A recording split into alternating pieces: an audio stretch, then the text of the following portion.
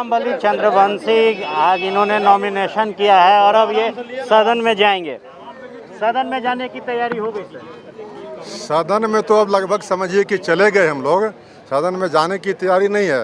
ये हमें धन्यवाद देते हैं अपने नेता को, आदरणीय तेजस्वी प्रसाद यादव को, कि हमारे ऐसे साधारण व्यक्ति को उन्होंने सदन में पहुंचाने का काम किया है और इसके रूप में कि अत्यंत पिछड़ा वर्ग की आवाज़ हम बन सकें। ये जो वंचित तबका है, लालू जी के टाइम में जो कहते थे कि जीन निकलता था, वह जीन में थोड़ी कमी आ गई थी, उसकी भरपाई करने का हम लोग काम करेंगे। लंबा इंतजार करना पड़ा सर? इंतजार करना पड़ा, ये तो राजनीति में होता है, बहुत सारे स्थिति और परिस्थिति होती है। मिला सर? हाँ बिल्कुल मिला।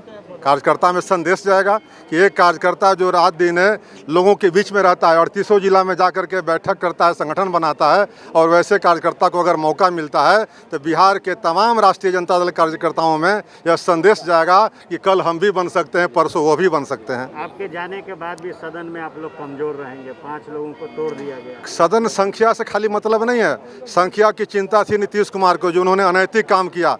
अभी उनको तोड़ने की कौन सी ज़रूरत थी?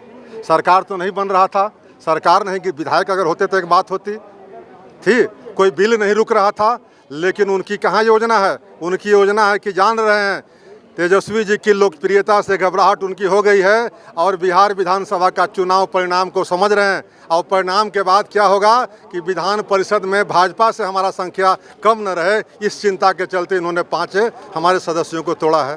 चंद्रवंशी जी आप आए, ये मास्टर स्ट्रोक है क्या राजा? अगर स्ट्रोक नहीं होता तो हमारे आने से सिर्फ ये मालूम हो गया नीतीश कुमार जी को कि रामबली सिंह का चयन हो गया है राष्ट्रीय जनता दल से एमएलसी के रूप में, तो उनकी गणित बिगड़ गई।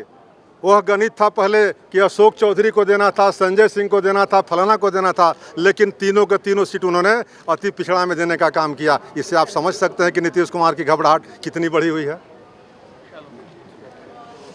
निश्चित तौर पर नीतीश कुमार की घबराहट बढ़ी हुई है और चर्चा इन्होंने किया है अशोक चौधरी का। अशोक चौधरी जब जेडीयू में आए थे तो कई एमएलसी उनके साथ गए थे और जो एमएलसी साथ गए थे उनको लेकर अभी भी सियासत में टिप्पणी होती है कि उनका हाल क्या है नीतीश कुमार के साथ जाने के बाद। तमाम छोटे बड़े खबरों के लिए बने रहे फर्स्ट बिहार झारखंड के साथ। धन्यवाद।